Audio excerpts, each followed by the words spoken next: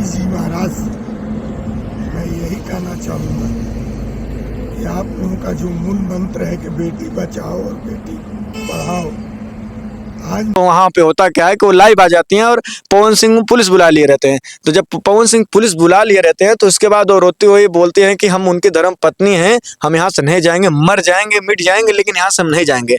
लेकिन पवन सिंह उनकी एक बात को नहीं सुनते हैं और उनका छोटा भाई ऋतिक सिंह भी होता है जो कि बोलता है कि जो है हमने बात किया लेकिन बात नहीं बनी। उसके बाद जो पवन सिंह को अर्जेंट मीटिंग आ गया। तो आप लोग बताइए, अगर अर्जेंट मीटिंग आती है ठीक है, लेकिन उनकी धर्म पत्नी अगर कोई हो तो उसको सबसे पहली वरीयता उसको दी जानी चाहिए थी।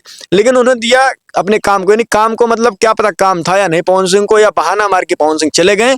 आप लोग भी कमेंट करके बताइए, क्योंकि आप लोग जो पवन सिंह बहुत ज्यादा कट्टर वाले फैन हैं, समर्थक है, तो आप भी एक कमेंट करिएगा। और हम आपको बता देते हैं कि पवन सिंह जो है इस समय बहुत ज्यादा गाने के माध्यम से बहुत ज्यादा वायरल हो रहे हैं। उनका गाना कई सारा आप लोग देखे होंगे, साड़ी से ताड़ी। पवन सिंह का सबसे फेवरेट और सबसे वर्ल्ड वाइड फेमस गाना लॉलीपॉप लगिलू, जिस गाने को पूरा वर्ल्ड गाता है और वर्ल्ड उस पर नाचता है।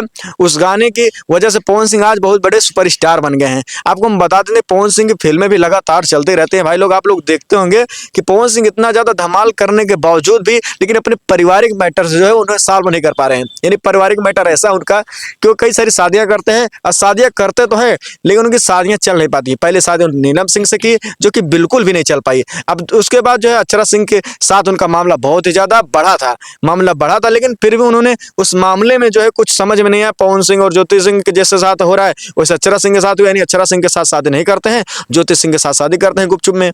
उसके बाद क्या होता है मामला, कुछ दिन शादी चलती है, उसके बाद जो है फिर से वही हाल हो जाता है कि ज्योति सिंह अपने घर, पवन सिंह अपने घर। उसके बाद बहुत ही ज्यादा मामला उठता है, उसके बाद ये मामला बहुत ही जगहों पर जाता है। उसके बाद जो है ज्योति सिंह अपने घर पर 4 साल रहती है। उसके बाद आता है चुनाव की बारी। जब चुनाव की बारी आती है पवन सिंह की, तो पवन सिंह बोलते हैं कि मैं चुनाव लड़ रहा हूं, आप जो है हमारी मदद कर दीजिए। तो ज्योति सिंह उनकी बिना बात को टाले हुए वो आ जाते हैं खुद मैदान में और उनके लिए वोट मांगना चालू कर देते हैं। वोट भी मांगती हैं। उसके बाद उपेंद्र कुशवाहा से उनसे जो है सीधी टक्कर होती है। लेकिन उसमें क्या होता है कि भाई यहाँ पे ज्योति सिंह जब जाते हैं काराकाट की जनता के बीच, तो आंचल फैला के जो है पवन सिंह बोलते हैं आप मांग लीजिए, क्या मांगना चाहते हैं। तो वो बोलते हैं मुझे कुछ नहीं चाहिए, बस हमारे पति की जीत होनी चाहिए। तो उसके बाद जो पवन सिंह है, तो पवन सिंह जो अपना काम उनका निकल जाता है, उसके बाद ज्योति सिंह को उनके घर भेज देते हैं, यानी उनका कोई रिस्पेक्ट नहीं रहता है। तो ज्योति सिंह बहुत ही ज्यादा आहत होकर वे कई सारा पोस्ट करती हैं। और परसों जो उन्होंने मामला आया कि भाई मैं आपसे मिलना चाहती हूँ, तो उसके बाद जब उनके पास जाती है तो बहुत सारा कांड हो जाता है, जिसके बाद बहुत ही ज्यादा गुस्से में बेचारे बोलते रहते हैं कि